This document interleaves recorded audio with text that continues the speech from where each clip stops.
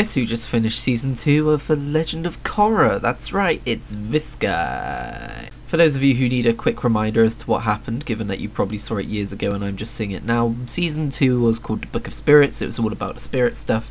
It was all about Korra learning the spiritual side of things from her water tribe uncle, and then the water tribe civil war happened and her uncle turned out to be a dick, and then also he turned out to be a really kind of a dark dude. And then halfway through the series we learned about the origins of the Avatar and how the Avatar came to be and all of that stuff, the lights versus the dark, and you know, the spirit world and how all that kind of stuff worked. And then obviously it culminated in the massive fight between, you know, the spiritual convergence happening and a massive fight between Korra and her uncle Unalaq, who I think I just mispronounced. A lot happened in this season. A lot happened which seemed very integral to the overall lore of the world. But if I'm being perfectly honest, the first half of season 2 didn't hook me very well. It focused a lot on the love triangle between Korra and Mako and Asami, who I definitely didn't just have to Google the names of, despite the fact that I've just watched 2 seasons of this goddamn show. Like I said in the previous video, I'm absolutely awful at learning character names. Yeah, I didn't like that it focused so much on that, especially since when you're watching them back to back, the end of season 1 seems like, Korra and Mako finally got together, you know, it's like, oh, and then immediately when we start, it's 6 months later and they're having relationship problems. That tends to not feel very good for the viewer, because they don't get to see the fruits of, like, if they're shipping that particular couple, they don't get to see the good parts of it, they're just seeing the breakup. And honestly, it kind of felt like they received bad feedback about that pair, and that, like, they were like, oh, actually we should probably push them apart now. That ended up being a plot thread throughout the entire season, which was kind of annoying. I also thought that the civil war between the 2 water tribes could have been fleshed out a little bit more. I'm not sure how, it just felt a little bit like you only really saw the perspective of about 3 characters within the entire which was Korra, Unalaq, and Korra's dad, whose name I've obviously forgotten. Other than that though, those are about my only gripes. This season contains some of my favourite moments yet. The 2-part episode, which showed the beginning of the Avatar stuff 10,000 years ago, was some of my absolute favourite stuff in all of Avatar. To see the lore of how it all began, and, you know, what place spirits had in this world, and how early humans lived, and, you know, the great spirit turtles and how bending came to exist and all that kind of stuff, was so cool. It was absolutely my jam. I love when established fiction, after many long-running series or a long time telling its story, goes on the cosmic level and tells you how shit works and how shit came to be and the consequences of that in the modern day, and what if the modern day stuff went to the cosmic level as well. Although I suppose in this series' case it would be more, you know, fitting to say spiritual level, but just in fiction like this generally, where people have associated powers and that kind of dynamic exists in the world, it's always cool to see how it came about and how it could further be explored in, you know, a wider lens. So yeah, that was cool. Tenzin got a lot of character development this season, having lots of doubts and stuff, and at first I wasn't so sure about it because it went on for a long time, but I did really like the introduction of his siblings and how they kind of bounced off each other, how they're different, how we found out that Aang wasn't the perfect dad, which seems to be a trope in sequel series, that the main character of a previous series was a shitty dad. That's kind of interesting to think of. But ultimately I loved the message that Tenzin learned at the end of a series, where he had that vision of Aang, who told him that you need to stop trying to be me, you need to be you, like, you are your own person, be that. And that was a message which fit in. I absolutely loved how Tenzin's journey fit in with the end of the series and how he could pass that on to Korra. That was really well done. When they were in the spirit world and Iroh appeared, I'm not gonna lie, I went, I was very happy. It was very nice to see Iroh again, and it felt like he really fit in with the story that was being told too. It was a really good place to put him in there. It was really nice. Although that does raise a question as to what happens to people when they die. Do they become spirits? Was Iroh a special exception? Like, what happens? I don't know. Oh, actually, sorry, I do have just one more gripe with the series. Not enough Beifong. Bolin's stuff with Varric was, it was fun enough. It was some comedic relief. And with all the best comedic relief characters we got to see at the end as well, that some of it came from a place of seriousness. Same with Boomy. You found out that a lot of the stories he told, which sounded ridiculous, were probably true because we actually saw one of those stories unfold.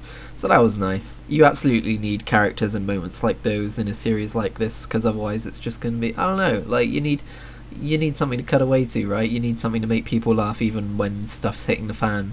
And boy does it hit the fan this season. This season did a really good job of letting Korra fail, by which I mean sometimes in fantasy series or series where people have like certain powers, they make them too invincible and the stakes don't get raised high enough. Like there's a fail condition, but especially in a lot of younger like fiction, sometimes that fiction never comes to be. It's always just a worst case scenario.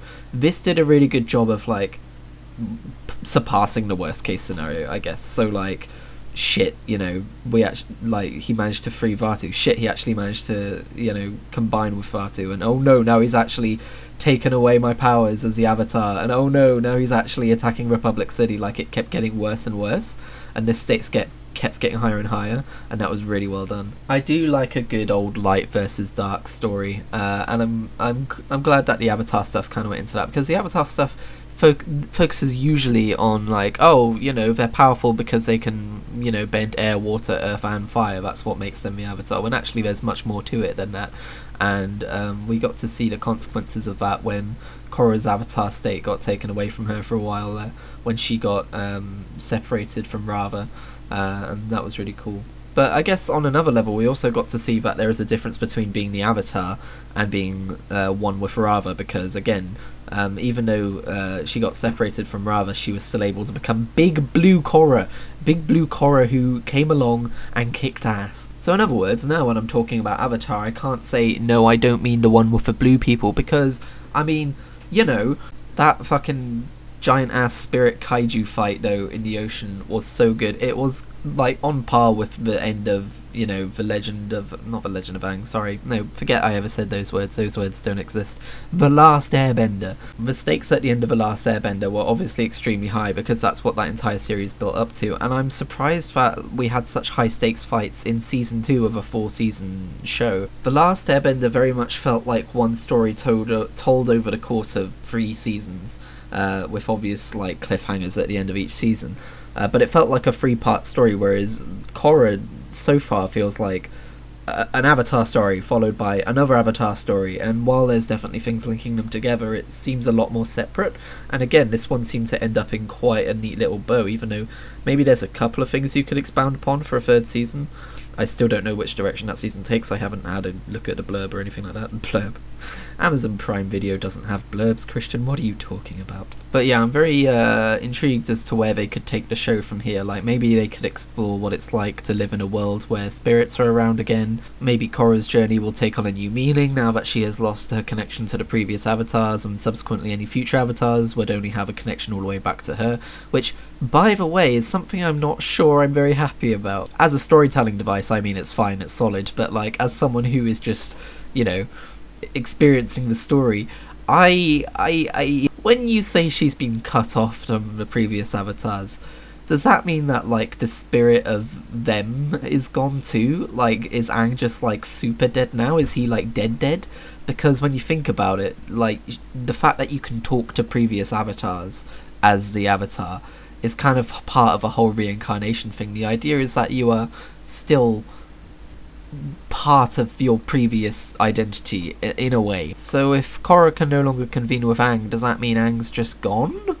I mean, I'm assuming not, but I mean, question mark though? Maybe they'll talk about that more in later seasons. Maybe they just wanted the Legend of Korra to have its kind of own unique identity, and there was a way that they felt like that they could distance themselves from the previous series and be it more about Korra than about telling Aang's past. Who knows? Either way, I enjoyed learning about Aang's past, so I'm slightly bummed. Hopefully they fix that in a future season, who knows. Oh, and I completely forgot to talk about Jinora being a badass, and also being very questionable in like, oh, so she just decides that she can fade out of spirit world and appear in the regular world as like a light spirit and save Korra's ass. Like, how does that work? Is there more to learn from that? Or was that more of a spiritual nebulous thing that we never learn more about. Like, find the light is what was it Rava said that to Korra, and that's how she found the light in where Rava was when she was trapped in the body of big kaiju evil Unalaq. I don't know, there's a lot of questions there. I'm not sure if they're going to be answered or not, because they seemed very ambiguous by nature. Anyway, thank you for listening to this video or podcast, or whichever way you digested this. I will go and watch season 3 now and get back to you on that one. I noticed that season 2 had the lowest ratings out of all 4 seasons, like user reviews. Like, it was 4 stars where all the others were over 4.5 stars out of 5. I don't know if that's really indicative of the wider thoughts about this season. Maybe it was the least appreciated season out of all of them, but I liked it. If I was to give it a rating, I wouldn't, because I don't do ratings.